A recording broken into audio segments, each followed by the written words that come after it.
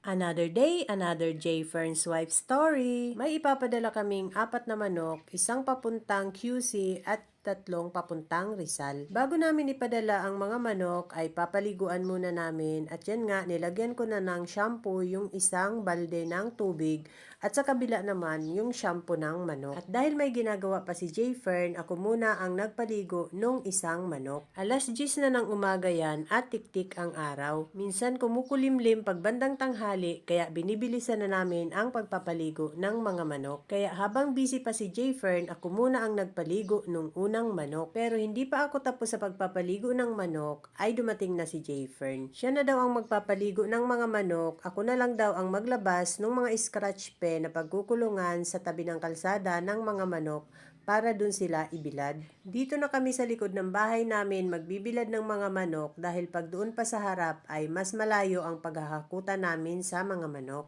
4 lang ang ipapadala naming manok bukas pero isasabay na naming paliguan yung mga manok na ipapadala ng February. Pati yung mga brood hen na bagong pisa ang mga sisiw pero winalay na namin agad. Papaliguan na rin namin yung aming 2 times winner Bagsikline brood cup. Tapos ng paliguan ni J. Fern yung unang manok kaya pinakuha niya sa akin yung isang white stag na ipapadala rin. Mabait yon kaya kaya ko siyang kuhanin sa aming multi-purpose pen. Binigay ko ang white stag para paliguan niya at yung isang manok naman ay kinuha ko para ibilad sa tabi ng kalye. Pagkatapos nga ay isa-isa ko nang nilagay ang mga scratch pen doon para lagay na lang ako ng lagay ng manok mamaya. At nung tapos na niyang paliguan ang white stag, pinapakuha niya ulit ako ng isang manok na papaliguan niya.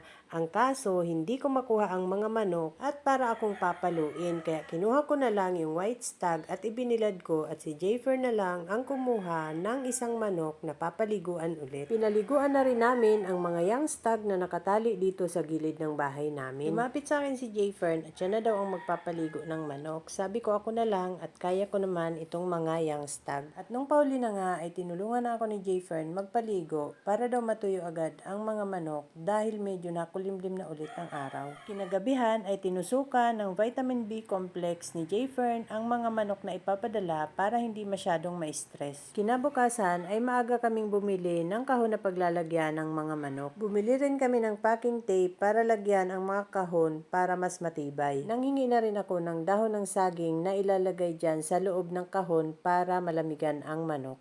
Tinanggal ko lang sa tangkay ang mga dahon at pagkatapos pinunit-punit ko lang ng maliliit bago ilagay sa kahon. Pagkatapos kong lagyan ng mga dahon ang kahon ay nilagyan ko na ng mga address. Pasado alas 4 na nung dumating yung van na magpipick up. Isang lugar lang to.